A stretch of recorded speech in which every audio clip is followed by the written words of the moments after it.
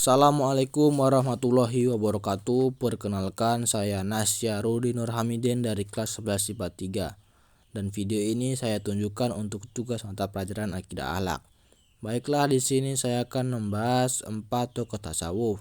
Dan tokoh tasawuf yang akan saya bahas di sini adalah Imam Al-Ghazali. Bisa dilihat, ini adalah foto beliau.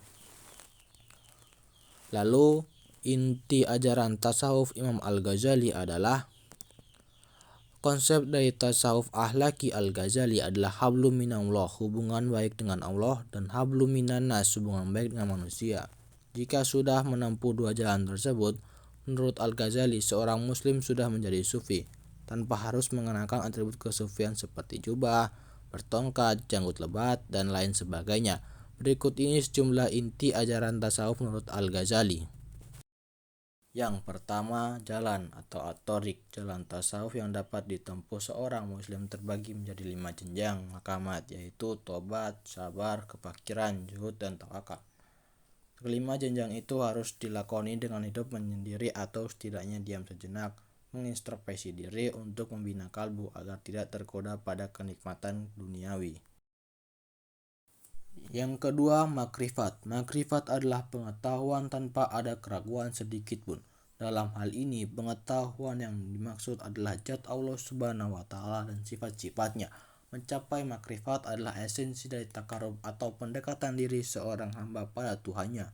Sarana untuk mencapai makrifat menurut Al-Ghazali adalah kalbu yang suci, bukan dari perasaan atau akal budi.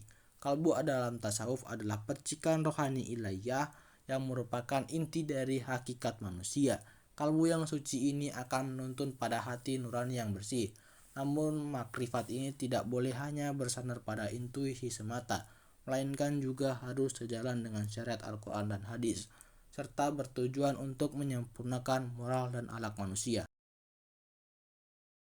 Yang ketiga adalah tingkatan manusia. Dalam tasawuf Al-Ghazali terdapat 3 tingkatan manusia, yaitu orang awam yang cara berpikirnya sederhana sekali, kaum pilihan yang berpikir tajam dan mendalam atau golongan hawas, dan kaum ahli debat yang dapat mempersuasi orang dan mematahkan argumen atau al-mujadalah. Dari 3 tingkatan tersebut, yang paling umum adalah golongan pertama dan kedua, yaitu orang awam dan orang hawas. Orang awam seringkali hanya dapat membaca tanda-tanda dan pengetahuan yang tersirat. Sementara itu, orang hawas dapat membaca implisit dan melihat gagasan di balik suatu peristiwa. Dan yang keempat, kebahagiaan. Menurut Al-Ghazali, kebahagiaan adalah tujuan akhir dari jalan sufi sebagai buah perkenalannya dengan Allah Subhanahu wa Ta'ala. Dalam konsep tasawuf, kebahagiaan itu dapat hadir melalui ilmu dan amal. Ketika seorang manusia paham dan mengerti suatu konsep serta mempraktikkannya, maka ia akan menemukan kebahagiaan. Contohnya, permainan catur akan sangat memusingkan bagi orang yang tidak paham tata aturan permainannya. Sebaliknya, pecatur yang paham teori dan konsep akan menikmati permainan tersebut. Kebahagiaan permainan catur hanya dapat diraih melalui pengetahuan dan praktik bermain catur tersebut. Bagi Al-Ghazali, kehidupan manusia ini pun tak berbeda dari konsep catur di atas. Jika seseorang memiliki pengetahuan dunia dan akhirat, maka ia akan sampai pada kebahagiaan yang hakiki.